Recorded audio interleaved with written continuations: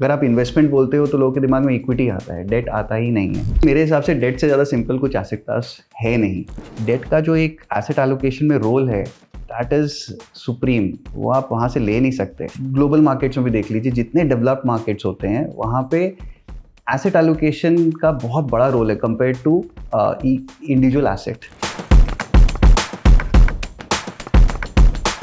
शुरुआत में जब मैं इंडस्ट्री ज्वाइन किया था तो ऐसा था कि हमारा एयूएम 70% डेट हुआ करता था, 30% इक्विटी हुआ करता था। और ये भी सही है कि most of the investors institutional investors रहे हैं बहुत समय से। बट उसके बाद एक फेज़ आया जब रिटेल भी डेट में इन्वेस्ट करना शुरू कर दिया। तो आप देखेंगे 2010 से 2020 के बीच में रिटेल इन्वेस्टर्स काफ़ी डेट फंड्स की तरफ आए थे। उसका एक कारण भी था बिकॉज उस समय इक्विटी इतना परफॉर्म नहीं कर रहा था।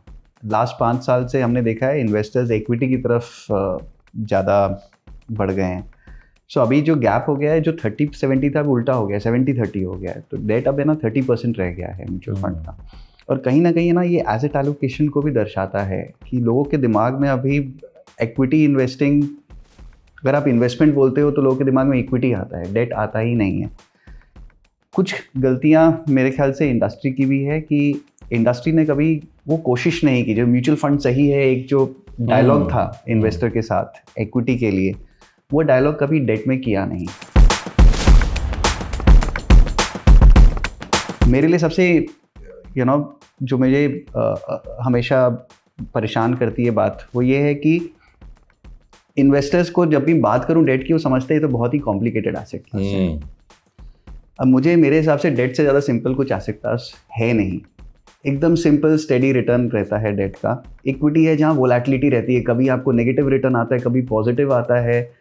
और इतने पैरामीटर्स होते हैं समझाने के लिए, अलग अलग कंपनी है, कौन सी कंपनी कैसा कर रही है, कौन सा सेक्टर है। डेट में बहुत ही सिंपल है, बहुत कम वेरिएबल्स हैं, इकोनॉमिक साइकिल है और कुछ भी नहीं है समझने के लिए। लेकिन अगर हम इन्वेस्टर्स को समझा न पाएँ कि डेट फंड्स किस लिए होते हैं, क्यों होते हैं, तो कहीं ना कहीं ये हमारी कमी है। आप जब इन्वेस्ट करते हैं, आपके लाइफ साइकिल में कहीं ना कहीं आपको स्टेबिलिटी की ज़रूरत रहती है। आपने पैसा इन्वेस्ट किया, आपको पता होना चाहिए कि अगर मैं इन्वेस्ट किया हूँ तो मेरा कितना रिटर्न किस हिसाब से आ सकता है। इक्विटी में हमने साइकिल्स देखी है जहाँ पे कभी कभी ऐसा भी होता है कि आपने इन्वेस्ट किया और 2 साल 3 साल आपके रिटर्न्स नेगेटिव हो जाते हैं। आपको जो कैश फ्लो की ज़रूरत है जो हर साल, वो कैश फ्लो इक्विटी हर बार दे नहीं पाता है। और डेट में ये फ़ायदा रहता है कि आपका बिकॉज रिटर्न स्टेडी है, आप प्रिडिक्टेबिलिटी के हिसाब से वहाँ पे इन्वेस्ट कर सकते हैं। ऑफ कोर्स आपका एक्सपेक्टेड रिटर्न डेट में कम रहता है, बट एक्सपेक्टेड रिस्क बहुत कम है। और जब रिस्क की बात करते हैं ना, लोगों को रिस्क क्या लगता है, रिस्क क्या होता है? रिस्क होता है जब आपको, अगर आपने कुछ रिटर्न इन्वेस्ट किया है, आप कितना ड्रॉडाउन देख सकते हैं अपने इन्वेस्टमेंट में। सो इक्विटी में पॉसिबिलिटी क्या है ड्रॉडाउन की, और डेट में पॉसिबिलिटी क्या है ड्रॉडाउन की। डेट में अगर आप 2 साल 3 साल इन्वेस्ट करें तो ड्रॉडाउन तो होता नहीं है। मैंने ख़राब से ख़राब साइकिल देखा है, लेकिन मैंने डेट में ड्रॉडाउन्स नहीं देखे हैं। डेट क्यों ज़रूरी है? एसेट एलोकेशन के हिसाब से ज़रूरी है। अभी मैं देखता हूँ कि कुछ लोगों से बात करता हूँ तो पूछता हूँ तुम्हारे पोर्टफोलियो अभी आप कैसे इन्वेस्ट करते हो। मेरे जो दोस्त हैं या इन्वेस्टर्स हैं, जनरली उनका ये फीडबैक रहता है कि मैं तो 100% अपनी सैलरी इक्विटी में डाल देता हूँ। मैं बोला कुछ तो एसेट एलोकेशन करते होगे?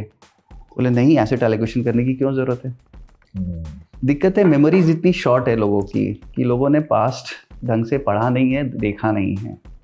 एंड एसेट एलोकेशन इसीलिए इंपॉर्टेंस लोग समझते नहीं है। डेट का जो एक एसेट एलोकेशन में रोल है दैट इज़ सुप्रीम, वो आप वहाँ से ले नहीं सकते। आप सोच के देखिए, एक पोर्टफोलियो जिसमें आपने 100 रुपये इन्वेस्ट किए हैं, अगर आपने वहाँ पे 90 रुपया 100 रुपया इक्विटी में डाल दिया और किसी कारण से ग्लोबली कुछ प्रॉब्लम हो गई, इक्विटी मार्केट्स किसी कारण से नीचे आ गए, आपको अगले साल पैसे चाहिए, उसके अगले साल पैसे चाहिए, 100 रुपये डाले तो 80 हो गए, आपको चाहिए थे 100 के 120, पैसे 80 हो गए, आप क्या करें।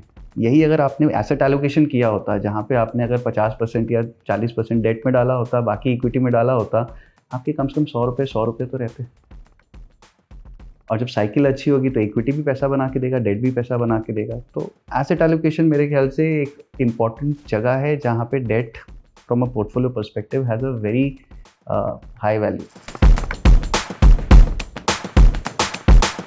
मार्केट जैसे जैसे मैच्योर होने लगता है, आपका अल्फ़ा जो है वो अल्फ़ा आपका एसेट एलोकेशन से आता है। आप ग्लोबल मार्केट्स में भी देख लीजिए, जितने डेवलप्ड मार्केट्स होते हैं वहाँ पे एसेट एलोकेशन का बहुत बड़ा रोल है कंपेयर टू इंडिविजुअल एसेट।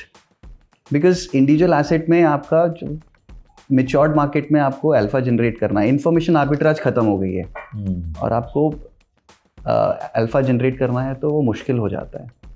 तो उस हिसाब से इंडिया में भी आप देखेंगे एक टाइम था जब आप या तो बोलते थे इक्विटी में डाल लो या डेट में डाल लो, बट एसेट एलोकेशन की बातें नहीं होती थी। I think India matured stage में आ चुका है एंड मेच्योर्ड स्टेज में पैसा एसेट एलोकेशन से ही बन पाएगा।